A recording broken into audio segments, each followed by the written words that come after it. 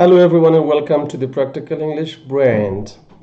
Passive form in past perfect tense. Let's start it with Bismillahir Rahmanir Rahim.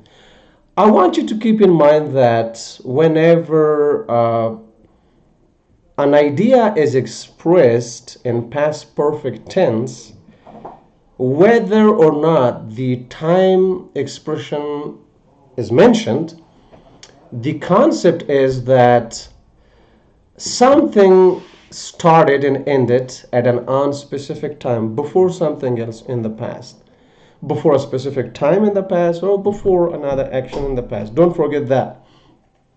So usually in spoken English, it may not be clear. They may not say, for example, I had graduated from university before 2020, or before, I found a job or something. So the second clause may not be used. It could be just a kind of conversation. But the idea is that the speakers are talking, or the speaker is talking about something that started and ended at an unclear time, unspecific time, before something else in the past. Now look at the first example. The USA had bombed Japan. So obviously, the action of bombing started and ended at an unspecific time before something else in the past.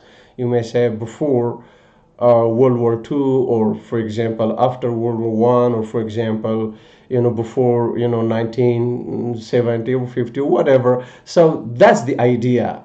That I hope it's clear. And now it's pretty easy to change sentences from active form to passive form in past perfect tense. Okay. Look, the USA is the subject of the sentence and is the door of this action, bombing. In Japan is the receiver of this action, bombing is the object. So now your object of the active sentence becomes the subject of passive sentence, Japan over here. And then you use had, the auxiliary, the helping verb had, with all subjects. Singular, plural, whatever. With all subjects, you just use had. But the only thing you do, you only add been in passive form. And the verb again comes in past participle third form, the main verb. That's the only thing you need to do, okay? Just add been before main verb third form, and your sentence becomes passive. But don't forget that your object of the active sentence also becomes the subject of your passive sentence. And the subject of your active sentence becomes the object of preposition by the USA. So Japan had been bombed by the USA. I hope this idea is clear now. And now look at this. If you want to make it negative, Russia had not bombed Japan, or Russia hadn't bombed Japan. Okay, the short form. So Japan had not been bombed by Russia, or Japan hadn't been bombed by Russia. So this is how you make negative sentences. Now look at interrogatives, or yes/no questions. You bring the auxiliary had at the beginning, then subject, then main verb in third form, then object, then rest of the sentence. So I told you, like, the idea is that something completed before something else in the past when we use past perfect tense. So look at this example. Had she watched a movie before 10 p.m.? See, we talk about a completed action before a specific time in the past, 10 p.m. Okay. So as I said, in interrogatives or in yes/no questions, you bring auxiliary in passive form, then the subject of your passive sentence, which was the object of your active sentence here. It became the subject of your passive sentence, then been. So in other words, again, the subject of your passive sentence comes between these two auxiliaries, had, then subject, then been, and then main verb comes in third form. So had a movie been watched by her before 10 p.m.? Now look at this example. Had he eaten such food before?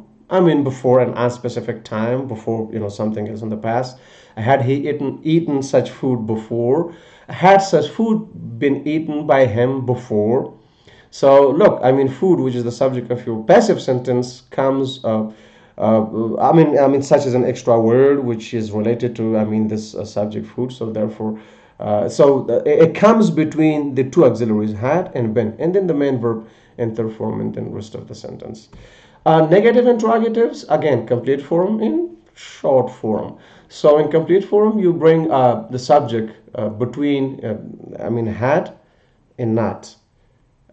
In both active form, like here, had he not, had it not. Okay, the subject comes between these two auxiliaries. The first auxiliary comes at the beginning of your sentence. Had he not done it properly, had he not done it improperly, sorry, had it not been done by him improperly, no, in kind of formal English, you may use the complete form. But the short form is very common in daily spoken English. Instead of had he not done it improperly, you may say, hadn't he done it improperly? The short answer again could be yes, he had, no, he hadn't. And hadn't it been done by him improperly? Hadn't it been done by him improperly? Yes, it had, no, it hadn't. That could be short answer. Information questions or WH questions.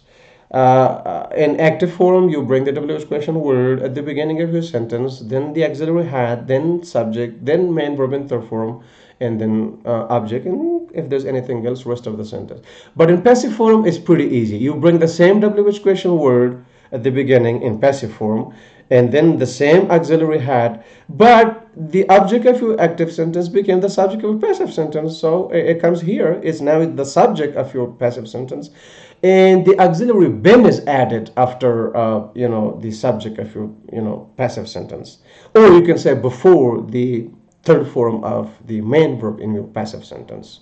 That's the only difference. Like, I mean, both sentences are similar, only been, auxiliary been, is added to show that the action was not done by this subject, but the subject received this action and the action was done by the object of preposition. Something happened to the subject of your passive sentence.